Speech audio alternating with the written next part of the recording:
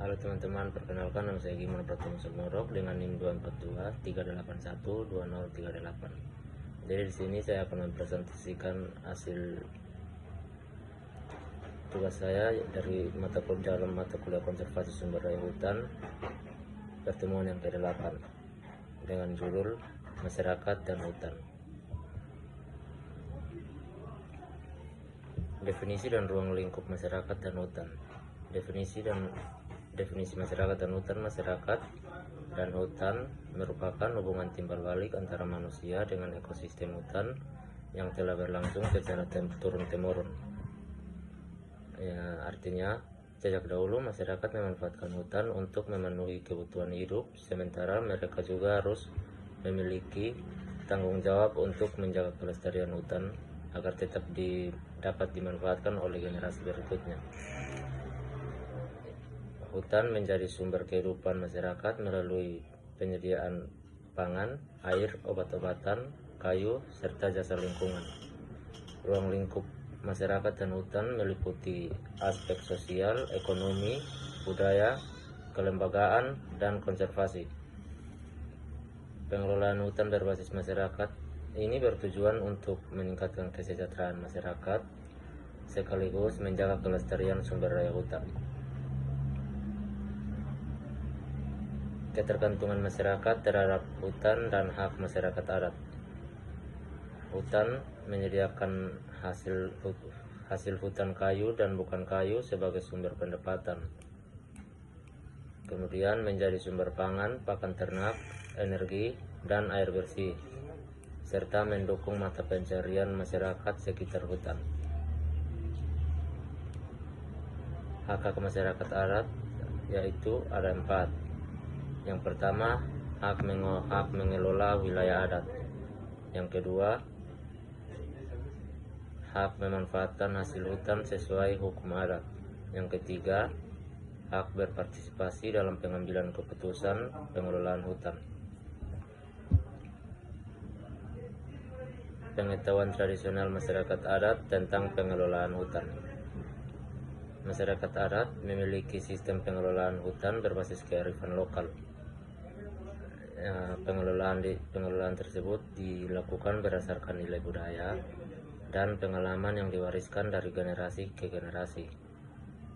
Yang berikut terdapat aturan adat mengenai pemanfaatan hasil hutan secara lestari, di mana aturan adat itu mengatur kapan, di mana, dan bagaimana hasil hutan boleh dimanfaatkan agar tetap berkelanjutan.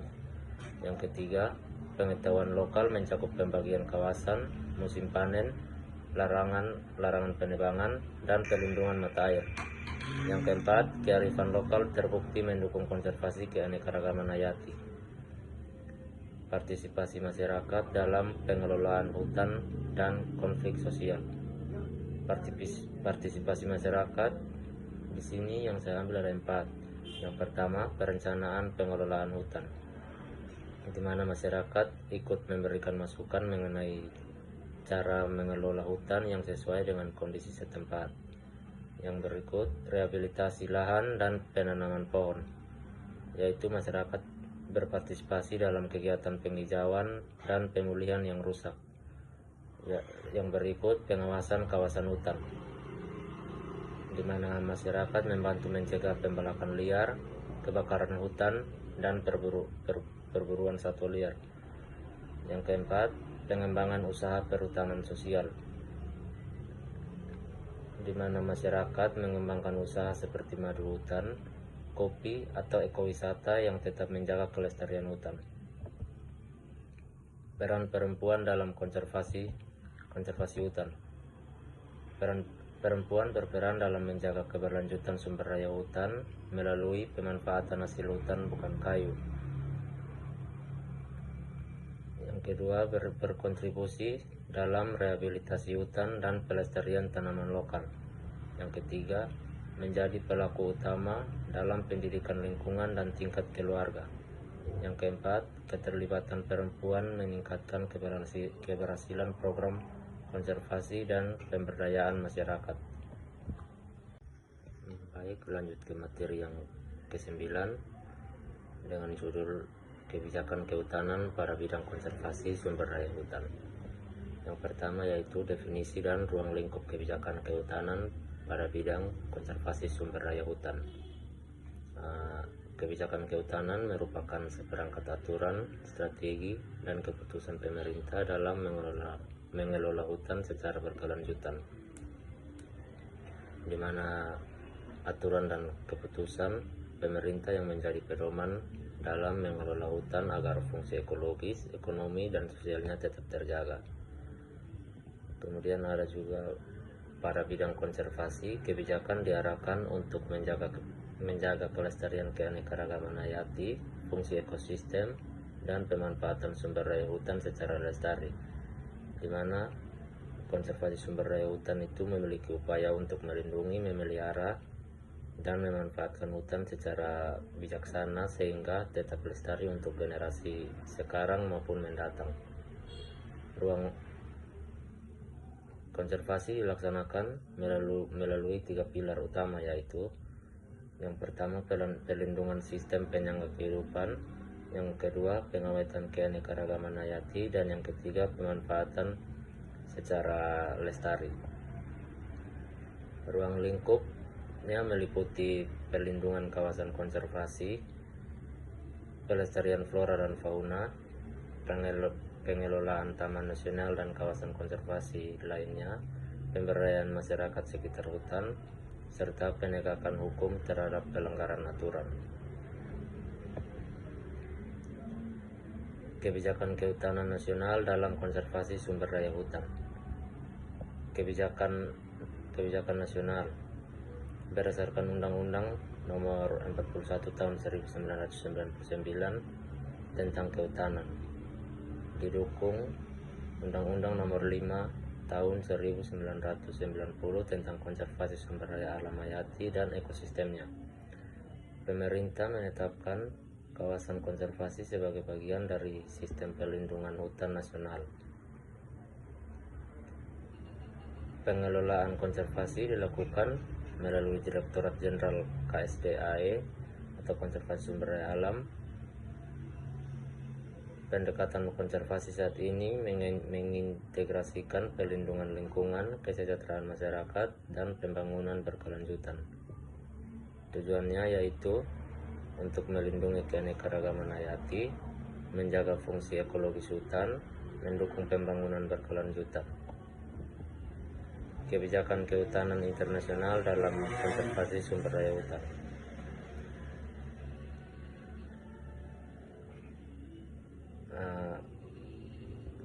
Convention on Biological Diversity atau CBD, yaitu untuk konservasi keanekaragaman hayati, di mana perjanjian internasional yang bertujuan untuk melestarikan keanekaragaman hayati dan mendorong pemanfaatannya secara berkelanjutan.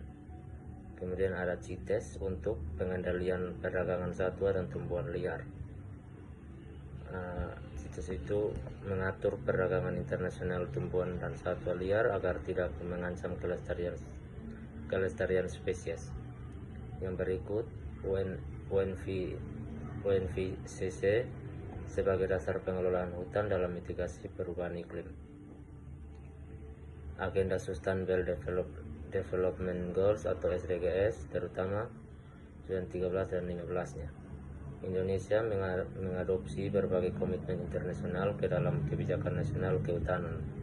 Manfaatnya ada 3, yaitu memperkuat perlindungan kawasan konservasi, mendukung pendanaan konservasi, dan meningkatkan kerjasama internasional. Instrumen kebijakan kehutanan. Ada 4 instrumen. Instrumen yang pertama yaitu instrumen regulasi. Ada 3 aspek dalam instrumen regulasi, yaitu ada undang-undang, peraturan pemerintah, dan peraturan menteri, di mana 3 aspek ini menjadi dasar hukum dalam pengelolaan dan perlindungan hutan. Instrumen yang kedua, instrumen ekonomi. Ada 3 aspek juga, yaitu insentif konservasi, pembayaran jasa lingkungan, dan pendanaan rehabilitasi hutan, di mana ini pemberian insentif dan pembayaran jasa lingkungan mendorong masyarakat untuk menjaga kelestarian hutan. Instrumen yang ketiga yaitu instrumen kelembagaan.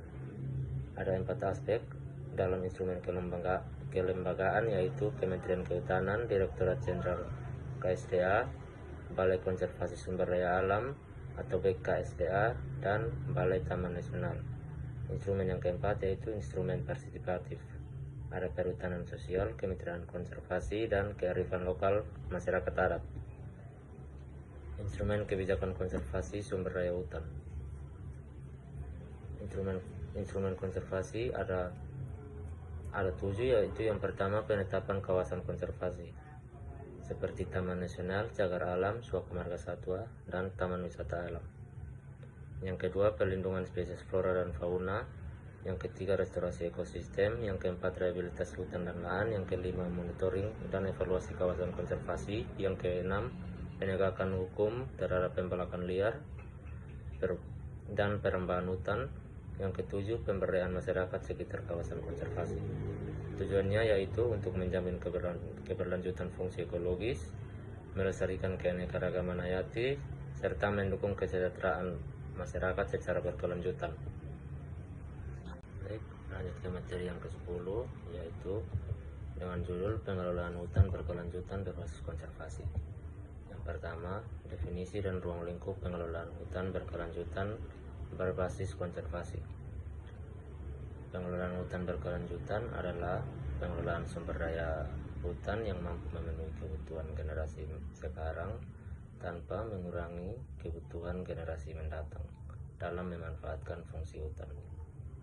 Pendekatan konservasi menitik beratkan pada perlindungan keanekaragaman hayati, menjaga fungsi ekologis, dan pemanfaatan sumber daya hutan secara bijaksana.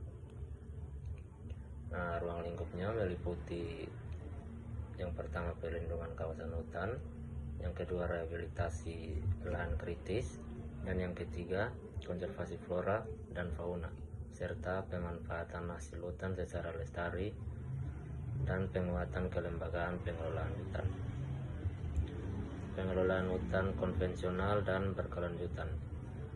Pengelolaan konvensional ada 4. Yang pertama berorientasi pada produksi kayu, di mana pada pengelolaan konvensional itu tujuan utamanya adalah memperoleh hasil kayu sebanyak mungkin sehingga aspek lingkungan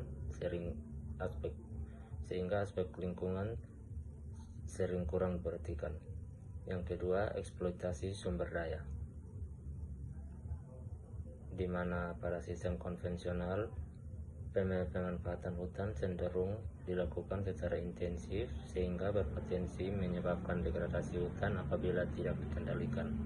Yang ketiga, partisipasi masyarakat rendah. Nah, dalam masyarakat sering hanya menjadi penerima dampak dan kurang dilibatkan dalam pengambilan keputusan. Yang keempat, konservasi belum menjadi prioritas. Ini kegiatan itu biasanya dilakukan setelah terjadi kerusakan lingkungan. Pengelolaan berkelanjutan ada 4 aspek, yaitu yang pertama menyeimbangkan aspek ekologi, sosial, dan ekonomi. Yang kedua yaitu pemanfaatan sesuai daya dukung. Yang ketiga melibatkan masyarakat dan berbagai pemangku kepentingan. Yang keempat, konservasi menjadi bagian utama pengelolaan. Dimensi konservasi dalam pengelolaan hutan. Ada 4 dimensi. Ada dimensi ekologi, dimensi sosial, dimensi ekonomi, dan dimensi kelembagaan. Di mana dimensi ekologi ada 2 aspek yang meliputinya. Yang pertama yaitu melindungi keanekaragaman hayati, dan yang kedua menjaga fungsi hidrologi dan iklim. Dimensi ekologi itu bertujuan untuk menjaga keseimbangan ekosistem, memperhatikan keanekaragaman hayati dan fungsi hutan sebagai penyerap karbon serta pengatur tata air. Yang kedua, dimensi sosial. Ada 2 aspek yang diliputi dimensi sosial yaitu menghormati hak masyarakat adat dan lokal dan mendorong partisipasi masyarakat karena mereka memiliki pengalaman dan kearifan lokal dalam menjaga hutan. Yang berikut dimensi ekonomi. Yang pertama, pemanfaatan hasil hutan secara lestari, pengembangan hasil hutan bukan kayu dan jasa lingkungan. Dimensi yang keempat yaitu dimensi kelembagaan. Aspek yang pertama yaitu tata kelola dan transparan, yang kedua kolaborasi pemerintah, masyarakat, dan swasta. Pendekatan pengelolaan hutan berbasis konservasi.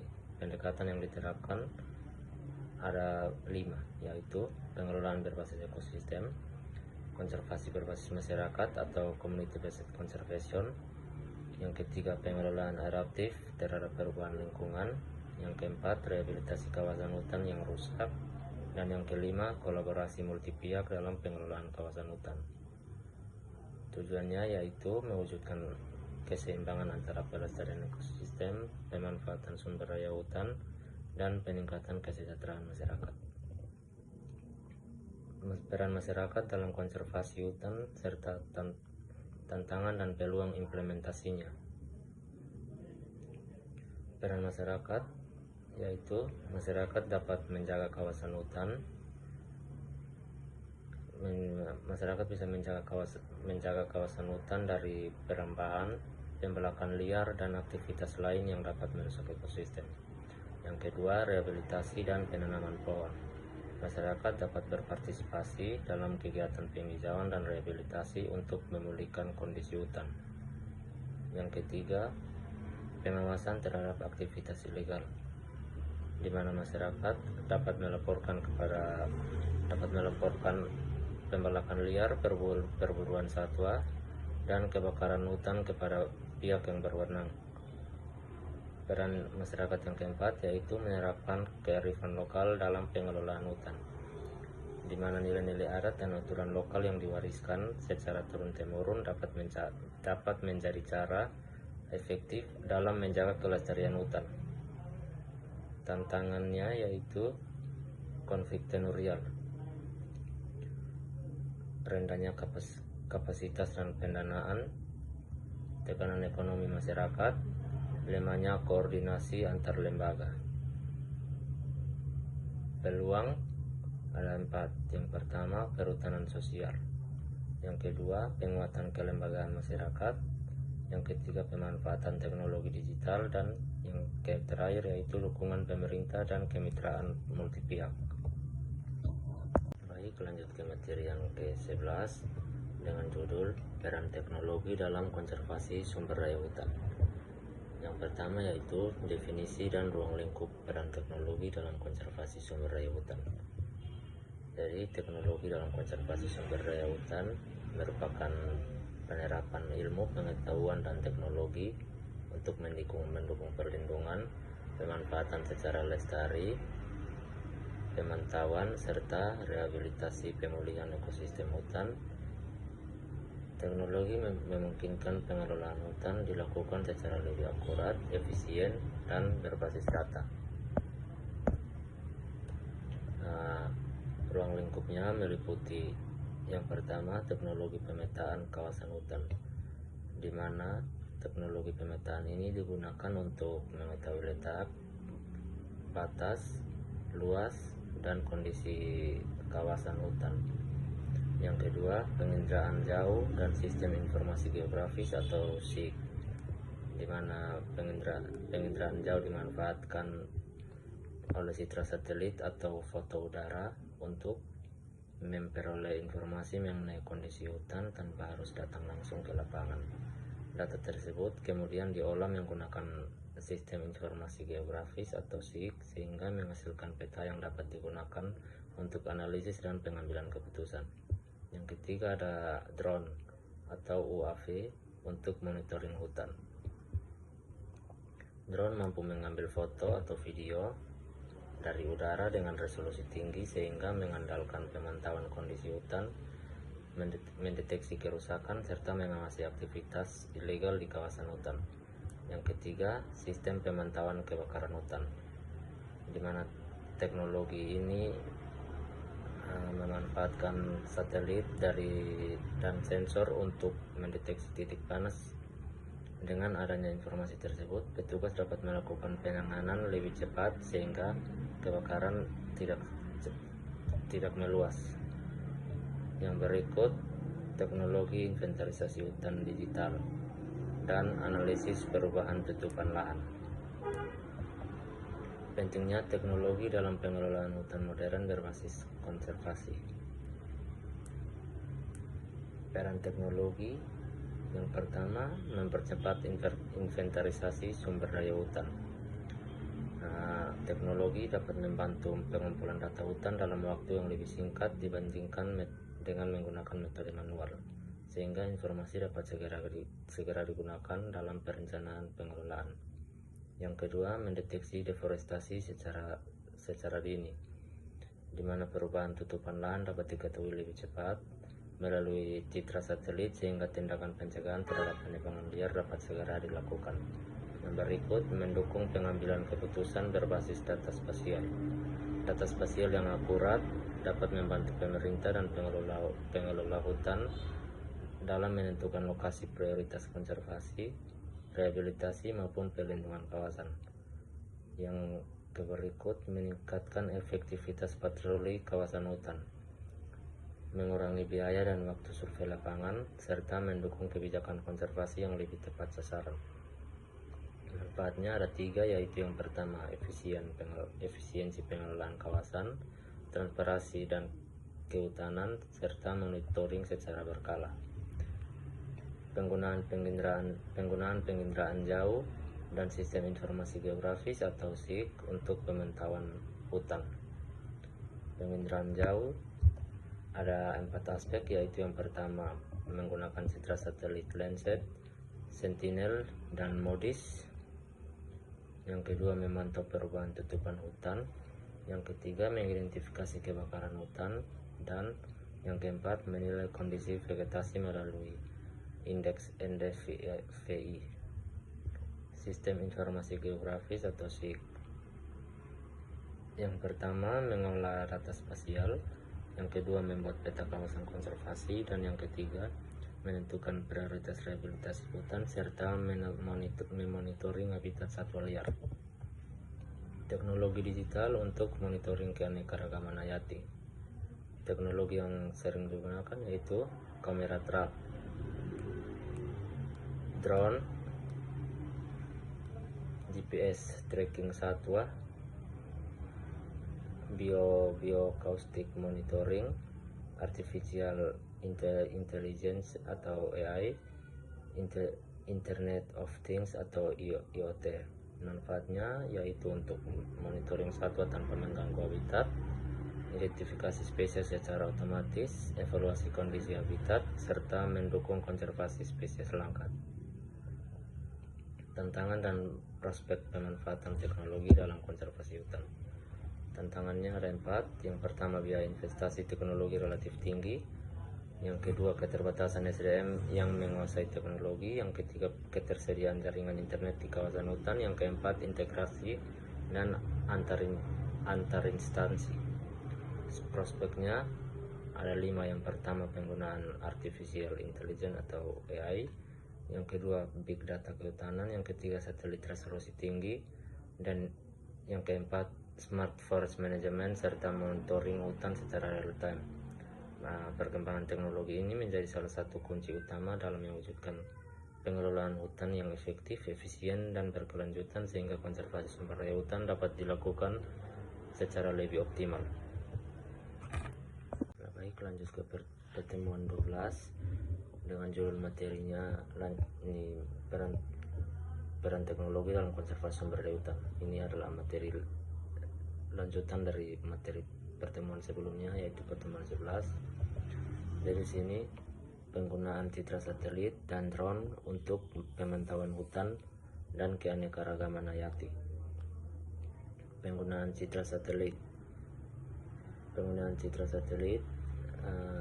Citra satelit digunakan untuk memantau kondisi hutan dari luar angkasa secara berkala.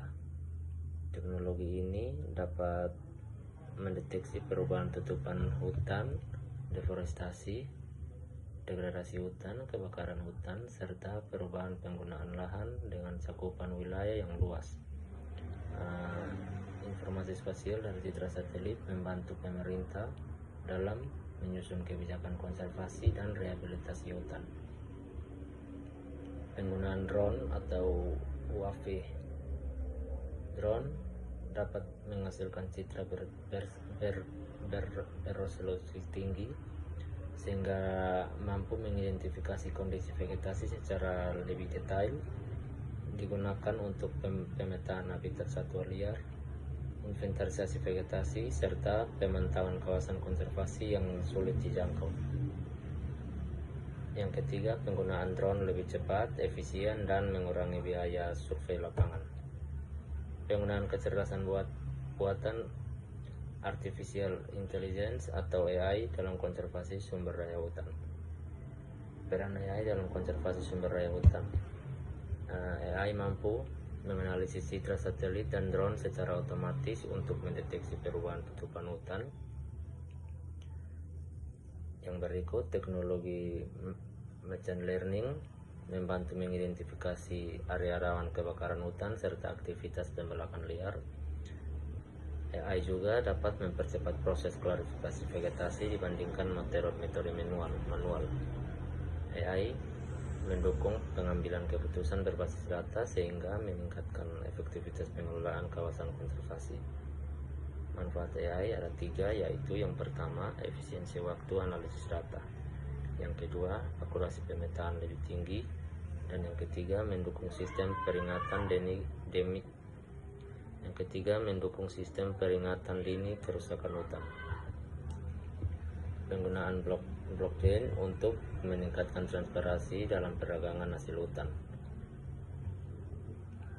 Peran blockchain ada 3, yaitu yang pertama, blockchain menyimpan data transaksi dalam sistem digital yang tidak mudah diubah.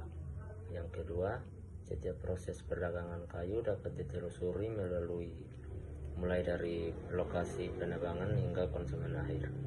Yang ketiga, teknologi ini meningkatkan transparansi dan mengurangi risiko pemalsuan dokumen legalitas kayu. Manfaat dalam perdagangan hasil hutan. Manfaatnya ada 5. Yang pertama, mendukung penerapan sistem vertikal legalitas kayu atau SVLK. Yang kedua, mempermudah proses audit rantai pasok hasil hutan. Yang ketiga, meningkatkan kepercayaan konsumen terhadap produk hasil hutan legal. Dan yang keempat, berpotensi mengurangi praktik perdagangan kayu ilegal. Tantangan dan peluang implementasi teknologi dalam konservasi sumber daya hutan. Tantangannya ada 4. Yang pertama, infrastruktur teknologi di daerah hutan masih terbatas. Biaya pengadaan drone, sensor, dan perangkat lunak relatif tinggi. Ketersediaan SDM yang menguasai teknologi digital masih terbatas, dan pengelolaan big data memerlukan kapasitas komputasi yang besar. Peluangnya yaitu efektivitas pemantauan kawasan konservasi meningkat. Kemudian data yang dihasilkan lebih akurat dan real time, dapat mendukung kebijakan konservasi berbasis bukti atau evidence based policy, dan meningkatkan kolaborasi pemerintah, akademisi, dan masyarakat dalam pengelolaan hutan. Pemanfaatan Internet of Things atau IoT dalam konservasi sumber daya hutan. IoT dalam konservasi sumber daya hutan memiliki 4 peran. Peran yang pertama yaitu IoT dapat memanfaatkan jaringan sensor yang terhubung ke internet untuk memantau kondisi hutan secara real time. Yang kedua, sensor dapat mengukur suhu, kelembapan, curah hujan, kualitas udara, dan kelembapan tanah sehingga indikator kesehatan ekosistem sebagai indikator kesehatan ekosistem hutan. Yang berikut, data yang dikirim secara otomatis dapat membantu mendeteksi kebakaran hutan sejak dini. serta IoT juga digunakan untuk memantau aktivitas satwa liar melalui GPS Scholar dan sensor gerak sehingga mendukung pelindungan keanekaragaman hayati. Manfaat IoT ada 4. Yang pertama, meningkatkan kecepatan pengambilan keputusan dalam pengelolaan hutan, mengurangi biaya dan waktu pemantauan lapangan, mendukung sistem peringatan dini terhadap kebakaran, pembalakan liar, dan gangguan kawasan konservasi, serta menyediakan data yang akurat untuk perencanaan konservasi berbasis teknologi. Baik, kita lanjut ke materi yang ke-13 dengan judulnya Konservasi Keanekaragaman Hayati Hutan Berbasis Landscape. Definisi dan ruang lingkup konservasi keanekaragaman hayati hutan berbasis landscape. Konservasi keanekaragaman hayati hutan berbasis landscape merupakan pendekatan pengelolaan yang mempertimbangkan keseluruhan bentang alam, bukan hanya kawasan hutan tertentu. Pendekatan ini bertujuan untuk menjaga keanekaragaman spesies, ekosistem, dan fungsi ekologis melalui keterhubungan antar kawasan. Pengelolaan dilakukan dengan mengintegrasikan aspek ekologi, sosial, ekonomi, dan tata ruang. Ruang lingkupnya ada 5, yaitu yang pertama perlindungan habitat dan spesies, yang kedua pengelolaan kawasan lindung dan kawasan penyangga, yang ketiga restorasi ekosistem yang terdegradasi, yang keempat konektivitas habitat melalui koridor satwa, serta perlibatan masyarakat dan pemerintah dalam pengelolaan landscape. Konservasi berbasis landscape.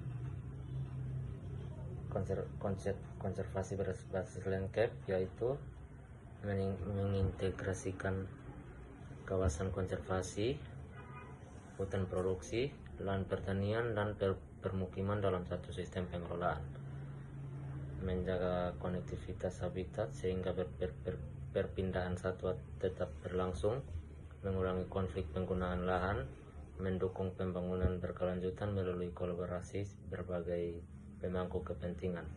Prinsip utamanya yaitu ada kolaboratif, adaptif, berbasis ekosistem, memperhatikan jasa lingkungan, dan berorientasi jangka panjang. Ancaman terhadap keanekaragaman hayati hutan berbasis landscape. Ancaman utamanya yaitu deforestasi akibat pembukaan lahan, fragmentasi habitat yang memutus jalur satwa liar, kebakaran hutan dan lahan, perburuan liar, perubahan iklim, spesies invasif, dan aktivitas pertambangan dan pembangunan infrastruktur. Dampaknya yaitu terjadinya penurunan populasi flora dan fauna, hilangnya habitat alami, menurunnya jasa ekosistem, dan meningkatnya konflik manusia dengan satwa liar. Strategi konservasi keanekaragaman hayati hutan berbasis ekosistem. Strategi konservasinya yaitu perlindungan kawasan bernilai konservasi tinggi atau High Conservation Value atau HCV, restorasi hutan dan rehabilitasi lahan kritis, pembangunan koridor satwa, penguatan perhutanan sosial, pengendalian kebakaran hutan, monitoring keanekaragaman hayati menggunakan teknologi JIS, citra satelit, dan drone, serta kolaborasi pemerintah, masyarakat, akademisi, dan sektor satwa. Hasil yang diharapkan seperti habitat tetap terhubung, populasi satwa dapat lebih meningkat, fungsi ekosistem selalu tetap terjaga, dan pemanfaatan sumber daya hutan menjadi berkelanjutan. Peran teknologi dalam konservasi keanekaragaman hayati hutan berbasis landscape. Pemanfaatan teknologinya, yang pertama sistem informasi geografis atau SIG atau JIS untuk pemetaan habitat dan perubahan tutupan lahan. Yang kedua citra satelit untuk memantau deforestasi secara berkala. Yang ketiga drone untuk survei kawasan konservasi yang sulit dijangkau. Yang berikut kamera trap untuk memantau populasi satwa liar. Ada juga artificial intelligence atau AI yang dapat membantu mengidentifikasi spesies dan analisis perubahan landscape, serta database digital keanekaragaman hayati untuk mendukung pengambilan keputusan berbasis data. Manfaatnya ada 4, yaitu yang pertama, monitoring lebih cepat dan akurat, efisiensi biaya pengawasan kawasan, mempermudah evaluasi keberhasilan konservasi, serta mendukung pengelolaan landscape secara adaptif. Ini lanjut ke pertemuan ke-14, yaitu konservasi, lanjutan dari pertemuan ke-13, konservasi keanekaragaman hayati hutan berbasis landscape. Kawasan konservasi sebagai sumber keanekaragaman hayati hutan berbasis landscape. Kawasan konservasi sebagai pusat keanekaragaman hayati. Kawasan konservasi seperti Taman Nasional, Cagar Alam, dan Suaka Marga Satwa merupakan habitat utama untuk berbagai jenis flora dan fauna. Pendekatan berbasis landscape menghubungkan kawasan konservasi dengan wilayah penyangga sehingga proses ekologis tetap berlangsung.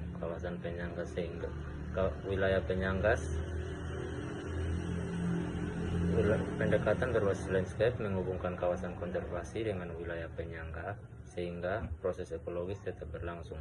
Kawasan konservasi menjaga keberlangsungan populasi spesies endemik, spesies langka, dan sumber plasma nutfah. Pengelolaan landscape memungkinkan perlindungan keanekaragaman hayati tidak hanya di dalam kawasan konservasi tetapi juga pada ekosistem di sekitarnya. Koridor ekologis sebagai pendukung keanekaragaman hayati. Peran koridor ekologis. Koridor ekologis menghubungkan habitat yang terpisah akibat fragmentasi hutan. Koridor ini memungkinkan perpindahan satwa liar untuk mencari makan, berkembang biak, dan mempertahankan keragaman genetik. Koridor ekologis juga mengurangi risiko kepunahan populasi kecil akibat isolasi habitat. Dalam pengelolaan landscape, pembangunan koridor menjadi strategi penting bagi konektivitas ekosistem. Ancaman terhadap keanekaragaman hayati hutan berbasis landscape. Ada 5 ancaman utama. Yang pertama yaitu deforestasi dan degradasi hutan yang menyebabkan hilangnya habitat satwa dan tumbuhan. Yang kedua, fragmentasi hutan menghambat pergerakan satwa serta menurunkan keanekaragaman genetik. Yang ketiga, perambahan kawasan, kebakaran hutan, pertambangan, dan alih fungsi lahan. Yang keempat, mempercepat kerusakan ekosistem. Dan yang kelima adalah perubahan iklim, meningkatkan tekanan terhadap spesies melalui perubahan suhu, curah hujan, dan distribusi habitat. Peran masyarakat dalam konservasi keanekaragaman hayati hutan berbasis landscape. Yang pertama, masyarakat lokal berperan dalam menjaga kawasan hutan melalui pengawasan dan pemanfaatan sumber daya secara lestari. Yang kedua, kearifan lokal menjadi dasar pengelolaan sumber daya alam yang berkelanjutan. Yang ketiga, partisipasi masyarakat dalam meningkatkan keberhasilan rehabilitasi hutan dan perlindungan satwa liar.